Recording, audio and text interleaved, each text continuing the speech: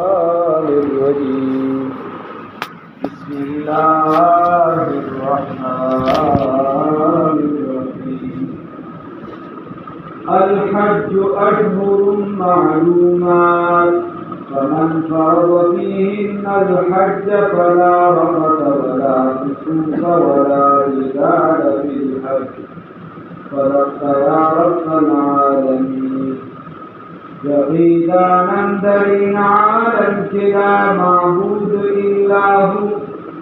ولا موجود في الكونين لا مقصود إلا هو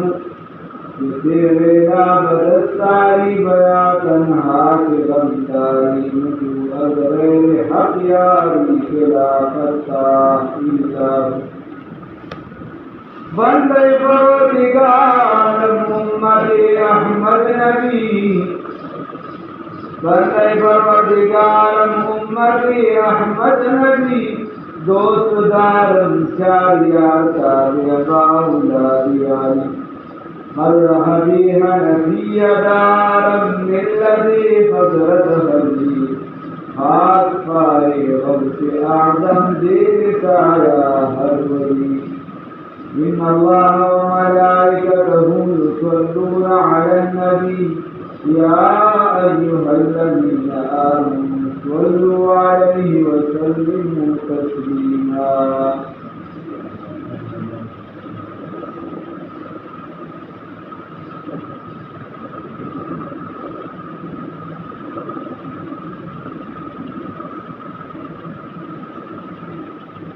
ضرورمندو یو درې میاشتې دې ته د حج میاشتې ویلې او دې کې د حج نیت بنده کوي او احرام په دې د حج لپاره تړلی شي او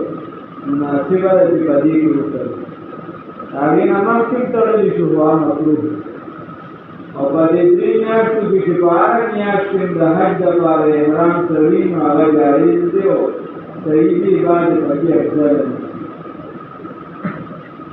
یو شوال دا یو ذوالقعده دا او یو ذوالحجه دا شوال تیس و ذوالقعده چې دا دا روانه ده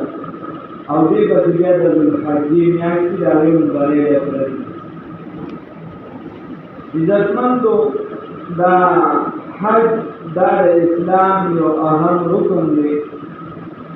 د هغې خپل څه شرایط دي چې په چا چا فرض بیا به بیا انشاءالله د زموږ کې الله توفیق راکړي خو د دې حج باره کې الله رب العزت فرمایي الحج اشهر معلومات فمن فرض فيهن الحج فلا رفث ولا فسوق ولا جدال في الحج د حج دا میاشتې ورځې شپې دا معلوم دي نو هر هغه بنده چې په هغه باندې دا حج فرض شو په دغه میاشتو کې نو فلا رفث ولا فسوق ولا جدال في الحج دې حکم عدولی نه کوي د الله د حکم نه د مخ نه اړوي په دغه ورځ دې کنځلې نه کوي بد رد دې نه وایي بې حیایي دې نه جنګ جګړه دې نه کوي دا یې ځان ته ذکر کوه نه رام په ګناه کې را خدای ځان له بطور خاص ذکر کوي چې انکې رش زیات وي خامخا کله ذکر شي کله شي نو الله وی بطور خاص ذکر کو والا جدال فی الحج جگہ بننے کے گناہ بننے کے ہر قسم گناہ والا بیٹا او ظاہران باطنان گناہ او دک کشان جنگ جگہ بننے بلکہ اللہ رب العزت ابراہیم خلیل اللہ علیہ السلام کا فرمان دا کعبہ مبارکہ آدم علیہ السلام جوڑا کرتا او کنادا داوی نامہ کی فرشتو جوڑا کرتا پدی کی ابتدا بعد علماء فرمائی چې دا کعبہ مبارکہ دا لنبانے فرشتو آبادہ کرتا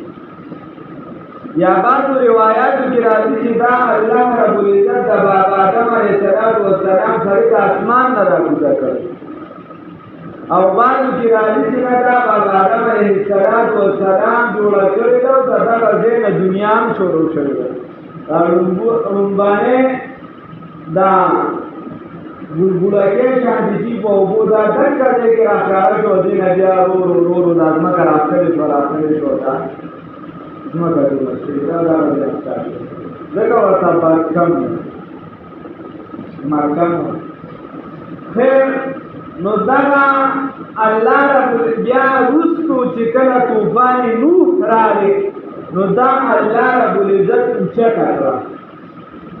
او بیا ابراهیم علیه السلام ته الله حکم وکړ چې دا کعبه مبارکه جوړه کړه او د دې انتخاب یې متفرد دی ورته وکړو نو چې هغې کله جوړه کړله د خدای پاک یې دعا وغوښتله اوس به دا چا دوه رکعته نه یې کړی لږ یې څه کړي نه او هغه د دنیا د ټولو نه پوه کس هغه ته بیا بل څوک د سړي زوی نه ښکاري هغه وایي په هر څه باندې زه پوهېږم ګوره د وخت دوه پیغمبران دي پلار او زوی دي په مخ د ځمکه کې په دغه زمانه کې لوی شخصیات نشته او د ټولو نه لوی کار یې وکړ چې په مخ د ځمکه کې لومبني کور د الله د عبادت دپاره جوړ شوي هغه کمرې جوړه کړه خو چې کله یې جوړه کړه نو خدای پاک ته اواز کوي چې ربنا تقبل منا خدای اوس یې قبول کړي نه ته موږ اوس یې قبول کړي موږ لا څه کړي نه چې د قبولیت واده د ونې په انتظار خیر نو دکه ابراهیم علیه السلام ته الله وایي واذن فی الناس بالحج اوس د خلکو کې اعلان وکړه چې د حج طرف ته راځئ نو روایاتو کې راځي چې ابراهیم علیه السلام ورته وی یا الله زه به اعلان وکړم خو زما دا اواز به خلکو ته څنګه رسي دې خلکو ته به څنګه پته رسي رهي نو الله رب العزت ورته وفرمایل اواز لګول ستا کار اواز لګول ستا کار ورته وی زمون کار نو په جبل ابو قبیس مخامخ د مکې مکرمې ته لاندې بار بول موږ یې کتابونه ورغنه لګیا یو چې چا دې دی په مخامخ دې الله دې بار بول په هغې باندې وختو اعلان یې وکړو چې خلکو داسې ته خدای کور دی او دا تاسو حج لره راځئ ته نو الله وایي الى الناس فی الحج یأتوک رجالا على كل ضامر ویتاتا ورطا خلق دی حج دا پارا راضی پا هر ٹک ساوی باندے پا هر غٹ باندے پیدل مرا روانی دلری و دنزدین با خلق را روانی من کل فج عمیق هر الوڑا و جوری نباتو گوری نتاسو سو گوری دا حج کا منظر دا برا ناو لاندی ناو تورو سپین ناو سورو انگریزو دا سیورد دا پاکستان و ہندوستان و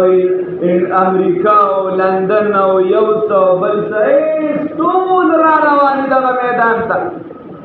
روایاتو کی رائی طول روحون و طلب دیکھوی بعض روایاتو کی دارسی بعضو کی راضی چې چا ورته لبیک ووی نو دغه خلک به خدای پاک حج لبوي او چې چا څومره ډېر پیرې ووی نو دومره ډېر به خدای حج لبوي الله دې بار بار ووي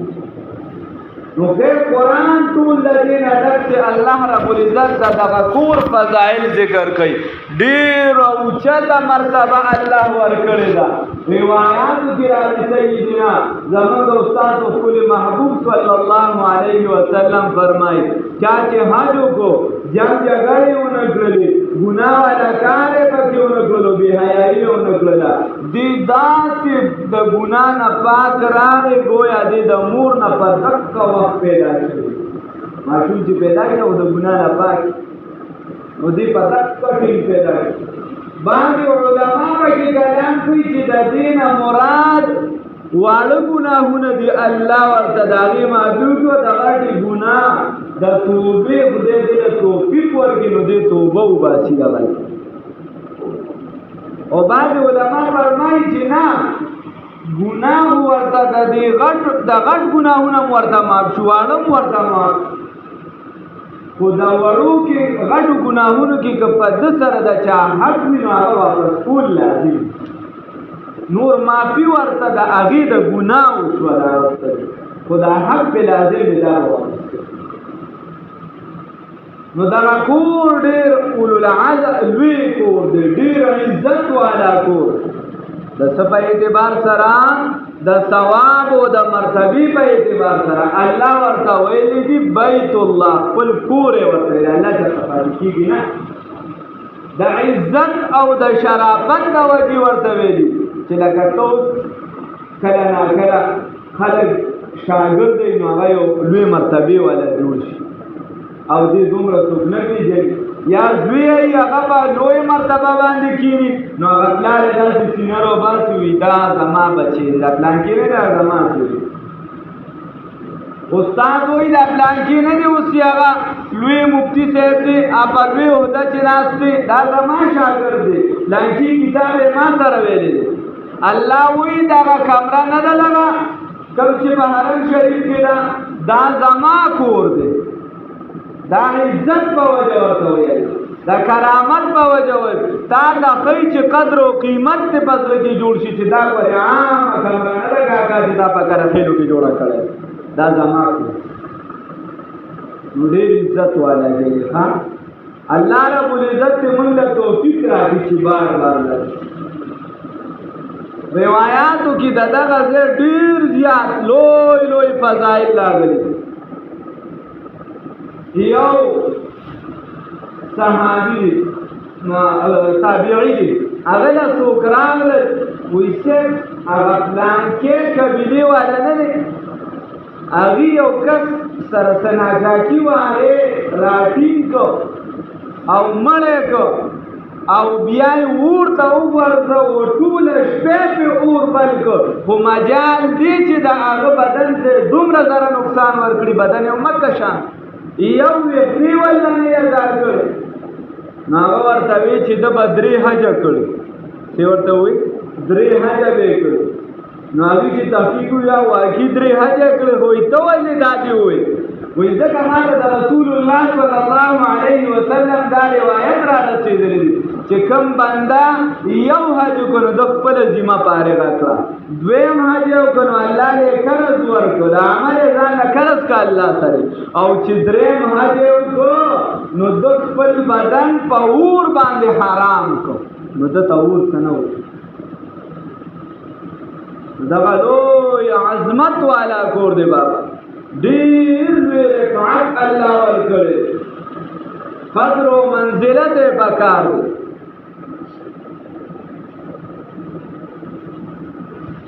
قرآن چې ته راواخلې نو خاص د دغه ځای سره چې کوم ځایونه دي هغه الله به طور شعایر ذکر کوي چې دا د دین نښې دي. الله هر پیغمبر چې راغلی اکثریتو ته الله رب العزت د دغه کور ویل تعالی شهد او بې روایتین په یو روایت سره چې ته کوم ځای کې دا طواف کې 80,000 پیغمبران دغلته لاندې مدفون دي. نو خیر خبره مې دې پورې وه چې دا کور دا ډېر لوی دی، عزت والا دی، د ټول عالم مرکز دی. ها د دې وجې که دغه ځای کې امن وي، دغه ځای کې سازش نه وي د مسلمانانو د تفریق، په دغه ځای کې د مسلمانانو د ورانولو هیلې نه وي، دغه زموږ مراکز دي. په دغه ځای کې دین څومره مضبوط وي نو په نور عالم اسلام کې به کشف، او چې دغلته څومره کمزوري کېږي نو د هغې اثر به چې دی نو دا به لاندې عالم اسلام باندې غورځي. لکه څنګه چې د کور سربراه څومره نیک وي نو دومره د هغه اولاد یو نیم چرته بېکاره وکړي، خو اکثریت د هغه اولاد څه ناسني، نو دقه شان دا زموږ مراکز دي. مرکز چې څومره مضبوط وي صوبې به مضبوطې وي، نو که مرکز کمزوري وي نو صوبه به باډرې ماډرې هر څه به کمزوري. که په مرکز کې خلک یو بل سره مشت و ګریبان وي هلته د یو بل عزت نه ساتي، په مرکز کې د یو بل خیال نه ساتي، په مرکز کې د بنیادي عقیدې او د بنیادي فکر او د بنیادي جوړ خیال نشي ساتلی، نو بیا مجال دی چې ستا په کور کې، مجال دی چې په لاندې طبقه او افسرانو کې، مجال دی چې په لاندې اداره کې دی راشي، لاندې ادارې بیا دکه شان د بیت الله شریف مثال. نو دا زمون مرکز دی، د دې وجې هغې ته به دعا کوو. رسول الله صلی الله علیه وسلم فرمایل وی په حرمینو کې په عربو کې دوه ملته دوه دینه نه جمع کېږي، یو دین به یې بل به د چورلټ وباسي. بیا یې باقاعده وفرمایل اخرجوا اليهود والنصارى من جزیرة العرب. خیر هغه ځان له یو موضوع ده بیا به انشاءالله. خو خبره په دې کې ده چې دا زموږ مراکز دي ښه، د هغې به عزت او احترام د هر څه نه به زیات وي. ستا د کور عزت به وروسته وي، ستا د جان عزت به وروسته وي، ستا د مال عزت به وروسته وي، ستا د عالم عزت به وروسته وي، ستا د پیر عزت به وروسته وي، ستا د ملک عزت به وروسته وي، خو د حرمینو عزت به مخکې وي. که حرمین شریفین چرته هغه ستا نه وخوځېده نو بیا مجال دی که ستا نه دلته کې څه پاتې شي. نو د دې وجې د دغه مراکزو دې لپاره به خصوصي دعاګانې کوو او هر مسلمان به د دغې طلب ساتي. که ګناهګار وي او که نیک وي دغه بیل د هغې بیل خوند او مزه ده، د هغه ځای د ژوند بیل حساب دی او د هغه ځای دپاره د هغه ځای د افرادو دپاره به دعاګانې باقاعده غواړو، الله نه به غواړو، ځان لپاره هم د هغې لپاره هم، او چې څومره زموږ ستا وس کېږي د هغې د مضبوطولو کوشش به کوو. او بیا چې کوم کسان ما درته وي ډېر لوی عظیم کور دی، عظیم عظمت والا کور دی، په مخ د ځمکه یعنې چې څنګه د عرش چې دی طواف دی، دا الله رب العزت د عرش طواف لازمي کړی روایاتو کې راځي، څنګه د بیت المعمور طواف دی دکه شان په ځمکه باندې د بیت الله شریف طواف دی، د بیت الله شریف طواف دی. آغا سره بابا آدم علیه السلام نے راواخلا و رسول الله صلی الله علیه وسلم چې زمون تاسو محبوب رهنما دی او دا غوینه راواخلا د قیامت تر سبا پورې چې اخري بنده مسلمان راځي، نو چې مسلمان وي نو حج به د اسلام رکن ګڼي، کني ګڼي دغه ځای عزت نه ساتي، دغه ځای احترام نه ساتي، دغه ځای قدر نه یې په زړه کې، نو موږ ورته بابا بیا دې په اسلام کې چل ولې ښه، نو د دغه ځای عزت اوله خبره ده، دغه ځای سره محبت اوله خبره ده، دغه ځای احترام دا اوله خبره ده، او بیا د هغې د مراتبو هغې کې د عبادتو د دې به بیا خیال ساتو. که عزت نه وي، احترام نه وي، محبت نه وي، نو بیا هغه عبادت کې به هغه خوند نه وي. نو دغه به ړومبني وي